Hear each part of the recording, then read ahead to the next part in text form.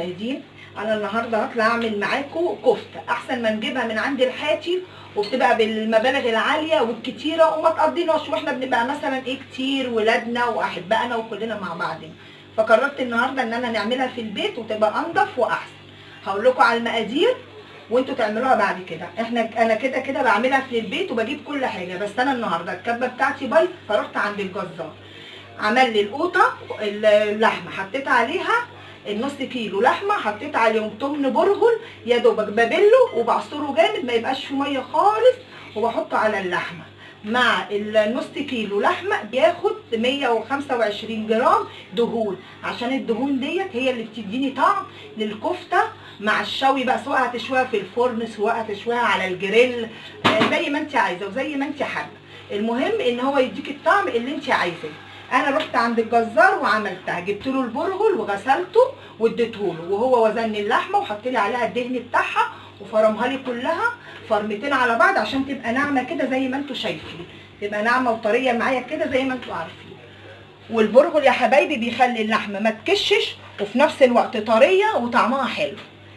انا دلوقتي معايا ميه بصل علشان لما اجي اصبع ببل ايدي بيها، بيديها طعم حلو قوي.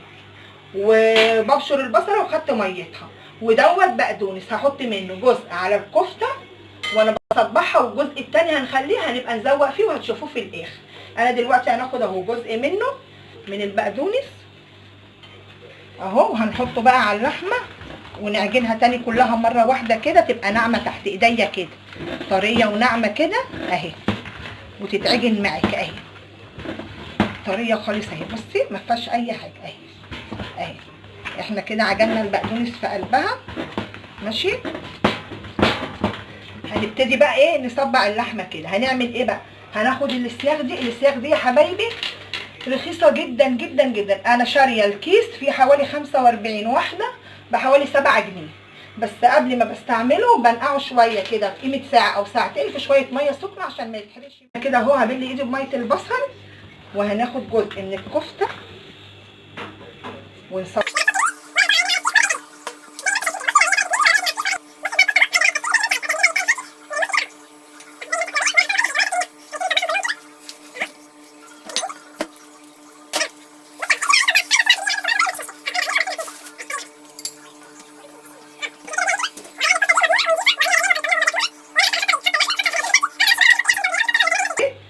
عارفه انا حاطه ايه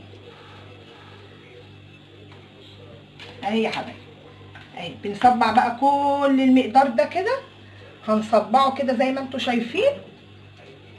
وبعد كده اما نصبعه ونخلصه هوريهولكم قبل ما ما نسويه، واوريكم هنسويه ازاي، وهنسويه بكذا حاجه، واللي عايزه اي حاجه تعملها براحتها، السهل ليكي اعمليه. مرة تانية بعد ما حطينا الكفتة في التلاجة قيمة نص ساعة كده تتشمع وتمسك نفسها، ودلوقتي طلعناها. هنعملها في طريقتين ممكن تعملها زي ما انت عايزة. ديت صاجة الفرن، هنحط ورق فويل علشان الصاجة من تحت ما تتحرقش، هنحطها وهنحط عليها السلكة معلهاش أي حاجة، وهنرص عليها الكفتة زي ما انتوا شايفين كده. هنرص عليها الكفتة زي ما انتوا شايفين كده اهي، بحيث لو نزلت حاجه منها دهون ولا حاجه ما تحرقش الصاجه وتنزل على الصاجه على طول اهي زي ما انت شايفه كده.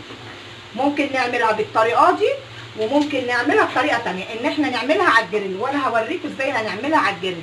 انما دي هندخلها الفرن ومش هنفتح حتى عليها الشوايه، احنا هنفتح عليها الفرن شويه وهنسيبها لحد ما اللي فيها ده ينزل وهي بتستوي وتحمر من تحت ومن فوق وما تبقاش محتاجه حاجه، وبالاكل والهنا والشفا. دي اول طريقه. هنحط في الصاجه حوالي نص كوبايه ميه علشان في الاول تطلع بخارها. هنحط في الصاجه كده نص كوبايه ميه وهنسيبها، وبعد كده هندخلها الفرن، وهنوريكم بعد ما تطلع من الفرن شكلها ولا هنروح بعد كده نوريكم اللي هنعملها على الجريل هنعملها ازاي. دلوقتي يا حبايبي دي الطريقه الثانيه. الطريقه الثانيه ان انا هجيب الجريل واحطه على النار عادي، ومجرد بس هدهن الجريل كده زيت، حاجه بسيطه كده زي ما انتم شايفين بالفرشه اهي ماشي. وهروح حاطه بالصباع الطويل مش مشكله هنروح حاطينه كده في الجريل.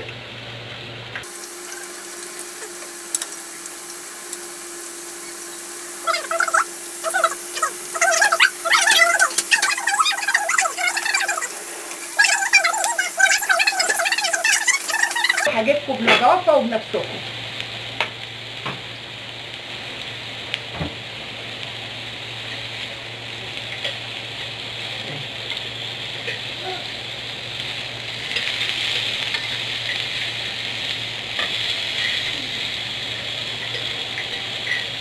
كده هتعمليها وكده هتعمليها، وفي الاخر بقى بعد ما نعملها كده ونحط معاها فحمايه اكنك جايباها من عند احسن حته. جنبها بقى شويه بطاطس محمره، شويه سلطه، شويه بابا غنوج، اللي انت عايزه، شويه مكرونه، اللي انت تحبي تاكليه انت وعيالك اعمليه. احنا بس بنوريكم افكار وانتوا نفذوا اللي انتوا عايزينها. ايوه كده، بس سهله وبسيطه وما فيهاش حاجه وما بتاخدش وقت خالص، سواء في الفرن او على الجريل. ثواني عين عليها اهي الكفته بنشويها على الجريل وشويه حطيناهم في الفرن، والبطاطس اهي كمان بتتحمر ماشي، عشان تبقى اكله ايه جميله كده وبسيطه ونظيفه. فين اللي على الجريل هي ولا احسن حاجه اهي. بصي بتقلبيها من كل الجوانب اهي كده، خلصت وتتاكل بالهنا والشفا مع الطحينه ومع البطاطس ومع المكرونه ومع اي حاجه انت عايزه تاكليها جنبها زي ما احنا قلنا في الاول. اهي معاكم الكفته اهي، احلى من كفته يعني اقول لكم ايه، حاجه انت عاملاها ببيتك وعلى ايدك. والفوين اللي انا حاطاه ده علشان ما فيش حاجه تنزل على الصاجه بتاع البوتاجاز وتبوظه. اهو معاكم، هنفضيها بقى في الطبق وبجيلكوا تاني. يا جماعه بعد ما طلعناه وزوقناه اهو، دول اللي احنا عملناهم قدامكم على الجريل، ودول اللي احنا دخلناهم في الفرن معاكم اهو. بصوا اهو من بره ومن جوه، وعلى الاقل حاجه انت عاملاها بايدك وببيتك، وعارفه اللحمه انت جايباها منين، وعارفه انت مصبعاها ازاي، وعارفه انت حاطه توابلها وحاطه حاجتها، وبالف هنا وشفا. ومعاكم اهو برده عمرنا جنبها بطاطس وسلطه، وعملنا سلطه طحينه، يعني برضو اكله اهو عند مش انت بتجيبيها كده جاهزه من عند الحاتي، اهو عملناها بمقادير يعني قليله، وحاجه انت عاملاها وضمناها، وبالف هنا وشفا. سلام عليكم.